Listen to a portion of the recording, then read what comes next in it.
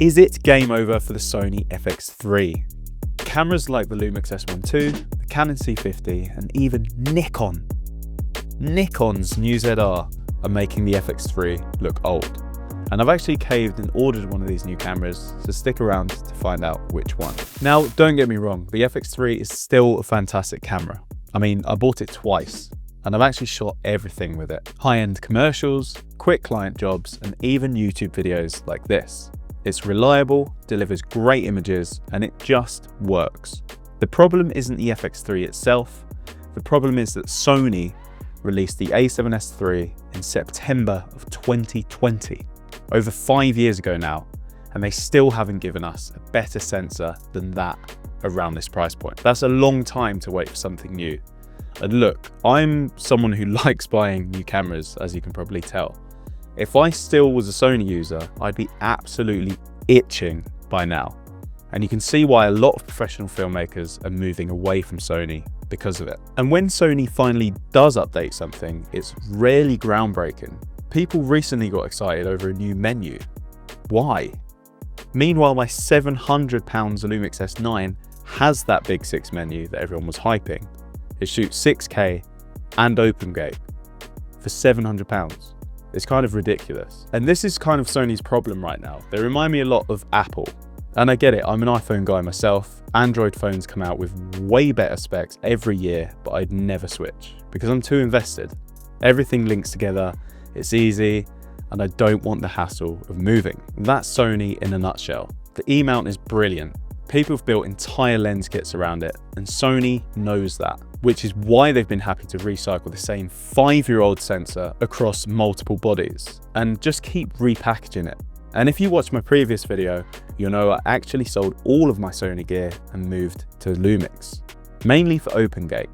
And I honestly think in the near future, every camera will have OpenGate because everyone wants to just shoot once and post on all different platforms. And that's the kind of innovation Sony has not given us yet. So then what other options are there? You've got Canon. Now, Canon have been a bit of a meme in recent years for cripple hammering their cameras, purposely taking out features so that if you wanted everything, you'd have to buy one of their more expensive models. But with the C50, it felt like they didn't really hold back. In fact, with the last couple of cameras, it felt like they've really turned a new leaf. The C50 was very tempting. In fact, I had it in my basket because I used to own the C80, but that was just a bit too chunky for me. The C50 felt like the best of both worlds. It's got RAW, OpenGate, a compact form factor, basically everything I wanted rolled into one. But the lack of IBIS made me hesitate. At this size, for the type of shooters it's aimed at, it's kind of a non-negotiable. And the locked RF mount just does not make sense. Like, it really does not make sense. It's either really expensive Canon glass or you're adapting EF lenses from 20 years ago with noisy autofocus motors. And it just puts me off. And then you've got Nikon. I cannot believe I'm saying that in 2025, but Nikon has entered the game with the ZR. The ZR has red RAW, IBIS, and that monitor is huge. I've never seen anything like that outside of the Blackmagic Pocket cameras. And it just makes so much sense.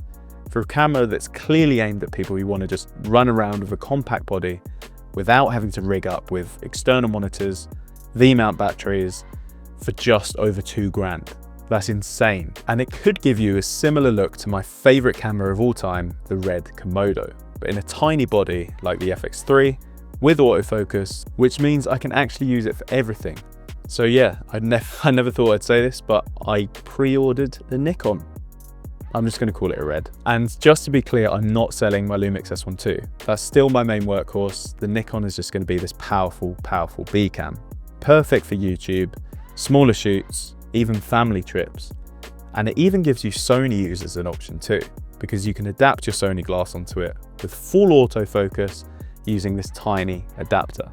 And for such a cheap price, you could easily use it as a stopgap while you're waiting for the FX4 or FX3 Mark II. So where does that leave the FX3? I wouldn't say it's finished. It's still a great option inside Sony's ecosystem. It's reliable, it's proven, the mount is strong, and if you're already invested in the glass, it still makes sense. And let's be honest, the FX3 and the FX6 have become industry standards, and some clients actually demand them.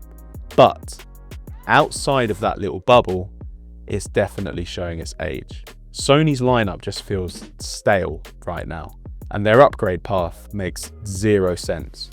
You've got the FX3 and the FX6 with the same sensor.